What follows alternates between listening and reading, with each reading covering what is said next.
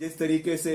Fees की बढ़ोतरी हो रही है उसके बारे में भी आप सबके सामने है। इसका नियंत्रण सरकार को करना चाहिए, चाहे वो प्राइवेट यूनिवर्सिटीज है, चाहे वो प्राइवेट स्कूल्स है, चाहे वो कॉन्वेंट स्कूल्स है। लगातार हमको सोशल मीडिया के माध्यम से जो है लोगों का इसमें फीडबैक आ रहा है पूरे प्रदेश से कि आप सरकार से इस मुद्दे को उठाएं। जिस तरीके से जो है मनमानी ये प्राइवेट इंस्टीट्यूशंस कर रहे हैं, हमने पीछे भी इस मुद्दे को उठाया कि चाहे वो आपके अलग अलग, मैं नाम नहीं लेना चाहूंगा, सोलन की जो यूनिवर्सिटीज है वहां पे जिस तरीके से चाहे वो वहां के एम्प्लॉयज है उनका शोषण हो रहा है, जो वहां के स्टूडेंट्स है उनका शोषण हो रहा है और डबल ट्रिपल फीस जो है वो लोगों से ली जा रही है। तो इस चीज पे जो नियंत्रण सरकार को करना चाहिए उसमें सरकार पूरी तरीके से फेल है। और दूसरा, एचआरटीसी की जो किराया वृद्धि हुई है इस पे भी पीछे मुख्यमंत्री जी ने बयान दिया था कि हमको बड़े भारी मन से ये करना पड़ रहा है, मगर अब तो सामान्य स्थिति प्रदेश के अंदर बन रही है। आप ही कह रहे हैं, सरकार कह रही है कि सामान्य स्थिति प्रदेश के अंदर बन रही है,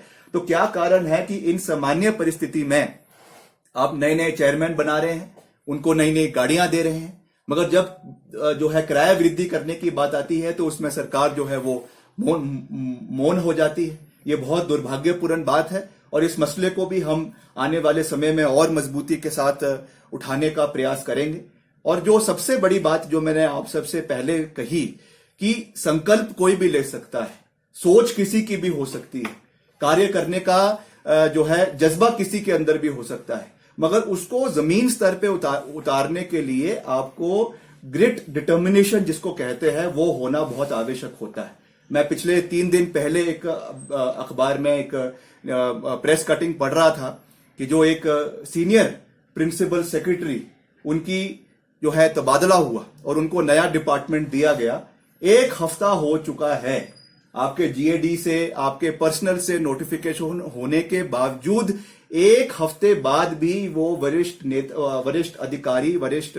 ऑफिसर जो है नए विभाग का चार्ज नहीं ले रहे। अगर ये सरकार की और सरकार में बैठे आला नेताओं का जो है ये उनकी क्रेडिबिलिटी पे ये चीज क्वेश्चन मार्क नहीं लगा रहा है तो क्या लगा रहा है? आप ऑफिसरों के जो है ट्रांसफर कर रहे हैं, वो ऑफिसर नया जो है चार्ज लेने से जो है मुकर रहे। ये क्या मतलब? ये मुख्यमंत्री कार्यालय की जो है ये सीधे तौर से धज्जियां नहीं उड़ रही तो क्या उड़ रहा है? तो ये एक बहुत बड़ा प्रश्न चिन्ह है। हम भी विपक्ष में रहते हुए बहुत गंभीर है कि इस तरीके की परिस्थिति नहीं होनी चाहिए कि सरकार कोई आदेश करे, उनको मजबूर होना पड़ जाए कि 2 दिन बाद उस ऑर्डर को वापस ले, क्योंकि वो ऑफिसर जो है उस ऑर्डर को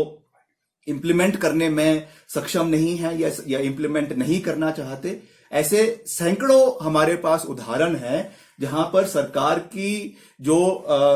कार्यशैली है, सरकार के जो ऑर्डर्स हैं, उनको इंप्लीमेंट नहीं किया जा रहा और इससे नुकसान सरकार का नहीं हो रहा है, इससे नुकसान मुख्यमंत्री जी का या मंत्रियों का नहीं हो रहा है, इससे जो नुकसान है वो हिमाचल प्रदेश की जनता का हो रहा है। इसलिए हम इस मुद्दे को समय समय पर हमने पूर्व में भी उठाया है कि निश्चित तौर से जिस तरीके से सरकार की पकड़ अपने एडमिनिस्ट्रेशन के ऊपर होनी चाहिए उसमें वो सरकार पूरी तरीके से फेल हो चुकी है और उसका भुगतान हिमाचल प्रदेश की जनता को करना पड़ रहा है। तो मैं 2.5 साल आज सरकार को पूरे हुए हैं, कहीं ना कहीं सरकार उसमें जश्न मनाने की कोशिश कर रही है। मैं अंत में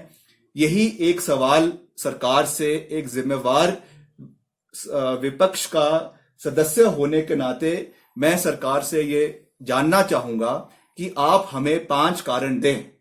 आप हमें 5 कारण बताएं कि क्यों हम आपका समर्थन करें, क्यों हम आपकी सरकार का समर्थन करें और क्यों हम आपके कथाकथित जो आप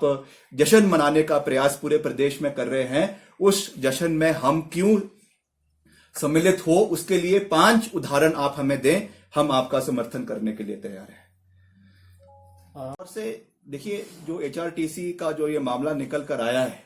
ये बहुत चिंताजनक है और जिस तरीके से इसमें एक जगह नहीं मगर प्रदेश के 4 कोनों में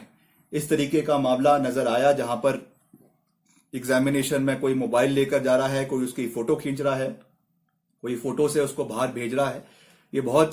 चिंता का विषय है और आयोग द्वारा इस पे कोई कार्रवाई ना करवाना, इसको आगे ले जाना, मैं समझता हूं कि ये दुर्भाग्यपूर्ण है। इसमें सरकार को इंक्वायरी करवानी चाहिए। मेरे को लगता है उन्होंने इंक्वायरी मार्क भी करी है, मगर निश्चित तौर से जब तक उस इंक्वायरी का रिजल्ट निकल कर नहीं आता है तब तक या तो इसको ऑन होल्ड करना चाहिए या फिर जो है नए